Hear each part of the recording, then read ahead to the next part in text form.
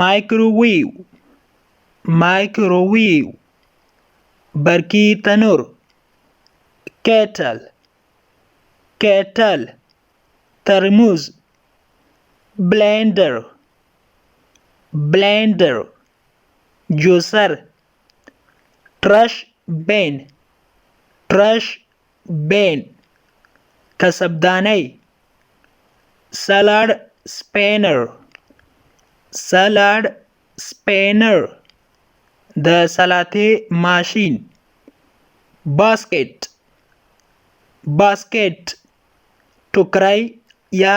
جلی بروم بروم جارو یا ځینې خلک ورته ریبز وایي پراینګ پین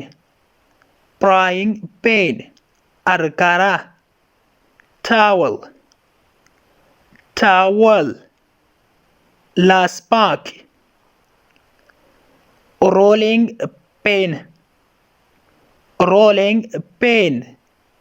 هغه لرګی چې اوړه ورباندې اواریږي یا نری کیږي چاپینګ بورډ چاپینګ بورډ هغه تخت چې غوښه ورباندې میده میده کیږي یا نور سبزیجات بال بال ژوره کاسه ټی پاټ ټی پاټ چاینک سټرینر سټرینر نینونکی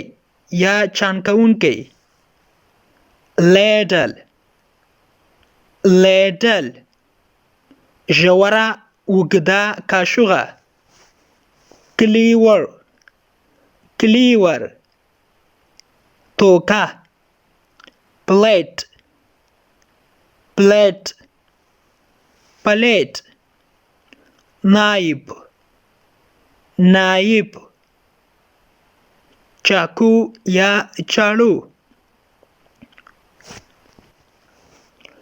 پورک پورک غاښ لرونکې کاشوغه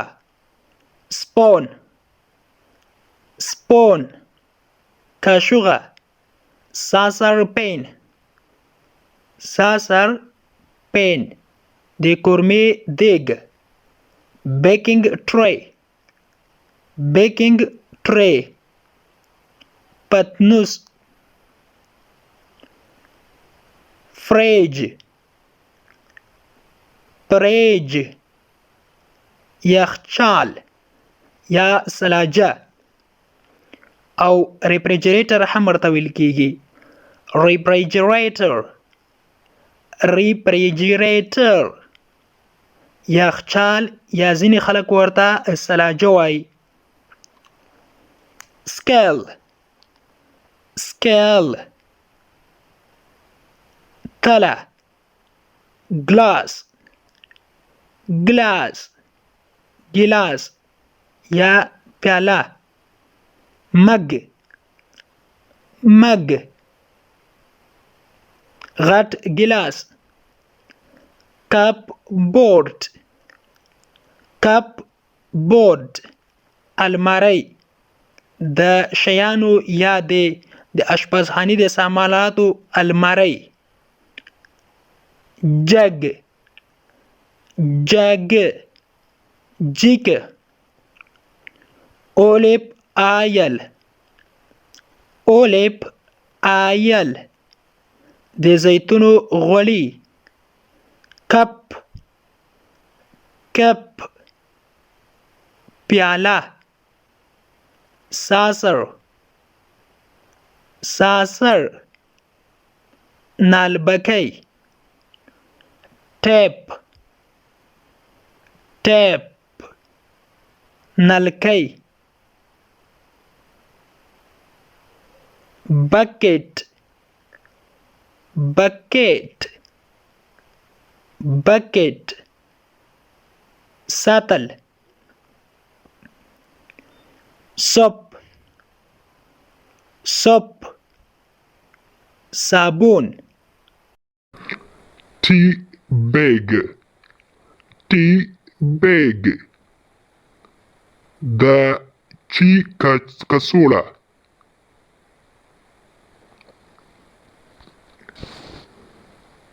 tea bag د چی کڅوړه